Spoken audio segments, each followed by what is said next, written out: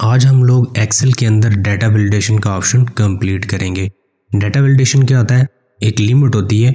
जब हम लोग कोई भी डाटा एक्सेल शीट के अंदर डाटा एंटर कर रहे होते हैं तो वहाँ पे हम लोग लिमिट लगा देते हैं कि मिनिमम वैल्यू इतनी होनी चाहिए, मैक्सिमम वैल्यू इतनी होनी चाहिए, ना उससे वैल्यू कम ऐड हो ना उससे वैल्यू ज़्यादा हो। तो सपोज़ करें मैं कहीं पे भी काम कर रहा हूँ, मेरे साथ बहुत सारे साथ जूनियर भी काम कर रहे हैं, तो मैंने उन्हें शीट के अंदर डाटा एंटर करने के लिए कहा। तो हो सकता है वो गलती से कुछ डाटा कम एंटर कर दें, हो सकता है ज़्यादा एंटर कर दें। तो हम लोग वहाँ पे इस सिचुएशन से बचने के लिए हम लोग लिमिट लगा देते हैं डाटा वैलिडेशन के ऑप्शन से। तो यहाँ पे डाटा वैलिडेशन अप्लाई करने का तरीकाकार क्या है? सबसे पहले आप लोगों ने क्राइटेरिया सेलेक्ट करना है, रेंज सेलेक्ट करनी है, कितनी शीट के ऊपर डाटा वैलिडेशन अप्लाई करना चाहते हो। कुछ सिलेक्टिव सेल लें, कॉलम है, या ओवरऑल पूरी शीट पे डाटा वैलिडेशन अप्लाई करना चाहते हो, ये आप पे डिपेंड करता है। तो यहाँ पे मैं कुछ सेल की सिलेक्शन करता हूँ। सिलेक्शन करने के बाद उन पे डाटा वैलिडेशन का ऑप्शन अप्लाई करता हूँ। जैसे मैंने ये सेल की सिलेक्शन की, कुछ सेल की सिलेक्शन की। सिलेक्शन करने के बाद आप लोगों ने डाटा के मेन्यू में जाना है। यहाँ पे ऑप्शन आता है डाटा वैलिडेशन का ऑप्शन आता है, इस पे मैं क्लिक करता हूँ तो डाटा वैलिडेशन का ये डायलॉग बॉक्स ओपन होता है। यहाँ पे सबसे पहले सेटिंग में से जाके आप लोगों ने क्राइटेरिया डिफाइन करना है। जैसे एनी वैल्यू यहाँ पे लिखा हुआ है, तो यहाँ पे आप लोग अपनी ज़रूरत के तहत यहाँ पे सिलेक्शन कर सकते हो। डाटा टाइप यहाँ से सिलेक्ट कर सकते हो। तो मैं यहाँ से होल नंबर सेलेक्ट कर रहा हूँ। यहाँ पे होल नंबर सेलेक्ट करने के बाद आपने यहाँ पे डिफाइन करना है मिनिमम वैल्यू कितनी होनी चाहिए। जैसे मैं यहाँ पे इंटर करता हूँ 20, उसके बाद मैक्सिमम वैल्यू कितनी होनी चाहिए, यहाँ पे मैं 50 इंटर करता हूँ।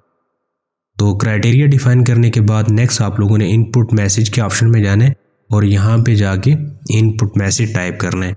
जैसे मैं यहाँ पे एक मैसेज टाइप करता हूँ, एंटर वैल्यू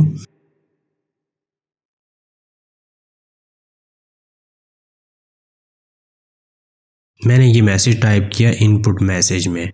टाइप करने के बाद इसी तरह एरर अलर्ट टाइप में भी आप लोग एरर अलर्ट के इस ऑप्शन में जाके एरर अलर्ट मैसेज भी यहाँ पे टाइप कर सकते हो।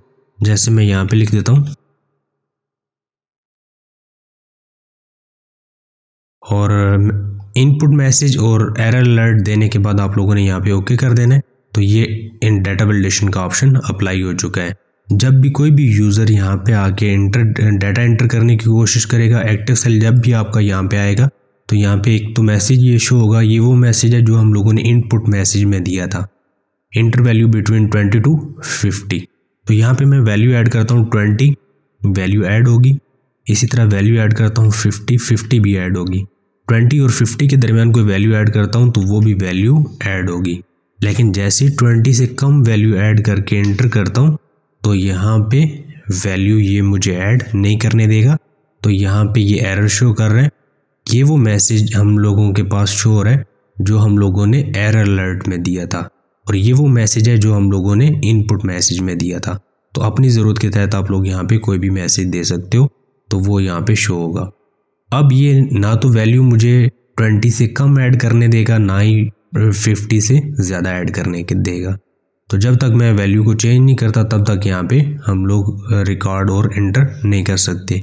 इसी तरह सपोज करें मैं 50 से ज़्यादा वैल्यू ऐड करता हूँ, जैसे यहाँ पे 55 लिख के यहाँ पे मैं एंटर करता हूँ, तो तब भी ये मुझे वैल्यू यहाँ पे एंटर नहीं होने देगा, यहाँ पे वैल्यू ऐड नहीं करने देगा। तो इसी तरह हम लोग ये डाटा वैलिडेशन का ऑप्शन यूज़ कर सकते हैं।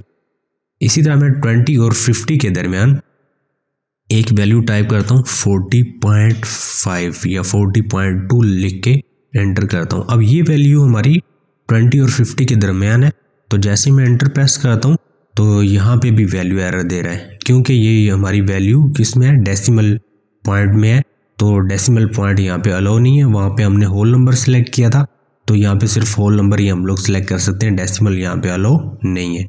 तो जो डाटा टाइप आप लोगों ने डाटा वैलिडेशन में सेलेक्ट की थी, अब वैसे ही डाटा इन सेल के अंदर हम लोग इंटर कर सकते हैं।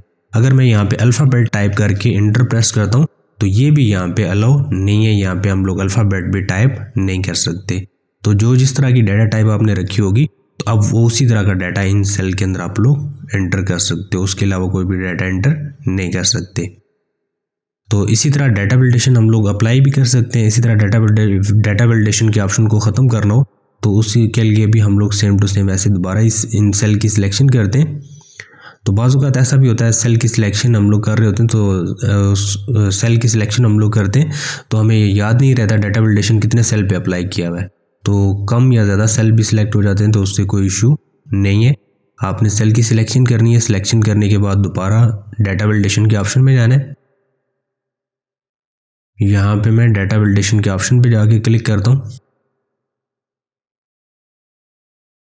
यहाँ पे मैं दोबारा जाके डाटा वैलिडेशन के ऑप्शन पे मैं क्लिक करता हूँ और यहाँ पे जाके क्लियर ऑल करके ओके कर देता हूँ, तो डाटा वैलिडेशन की ऑप्शन वापस ख़त्म हो जाएगी। अब जब भी एक्टिव सेल यहाँ पे मैं लेके जाता हूँ तो यहाँ पे कोई भी मैसेज शो नहीं हो रहा, डाटा वैलिडेशन की ऑप्शन ख़त्म हो चुकी है। और वैल्यू भी अगर मैं ज़्यादा ऐड करता हूँ यहाँ पे, तो अब यहाँ पे मुझे कोई रिस्ट्रिक्शन नहीं है, डाटा वैलिडेशन की ऑप्शन ख़त्म हो चुकी है। तो ऐसे आप लोग डाटा वैलिडेशन का ऑप्शन अप्लाई कर सकते हो।